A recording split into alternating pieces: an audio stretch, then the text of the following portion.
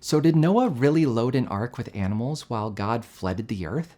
Did God really make the world in 6 days? Did Jesus rise from the dead?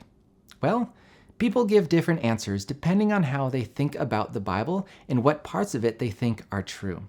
Theologians call this subject inerrancy, and here are 3 basic views. The first view, we call this the classic view of inerrancy, which means the Bible is without error.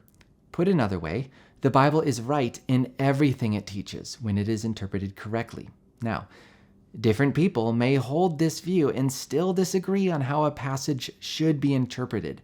For example, they may disagree on whether the creation narrative was a literal 6 days or not, but the classic view of inerrancy still confirms that God created the universe and the 6 days represent something true and right.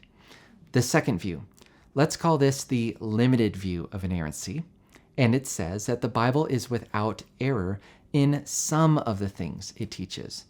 There are different ways to apply the limited view, although often people will limit inerrancy to the Bible's teaching of theology, faith, and practice. That stuff is right, but when it comes to certain teachings about history or science or small details, the limited view says it may not be completely correct. For example, this view might say the Bible could be wrong about the number of people who showed up at the empty tomb of Jesus. But the big idea is that Jesus resurrected, and that's the part we can trust. The third and final view. This final view of inerrancy is simply the errant view, which says the Bible was written by humans and thus has errors. This view still respects the Bible as an essential book of Christian belief and practice, and many recognize that some biblical teachings are true and right, both historically and morally. But the Bible and its words were not given by God. So to recap, the 3 basic views.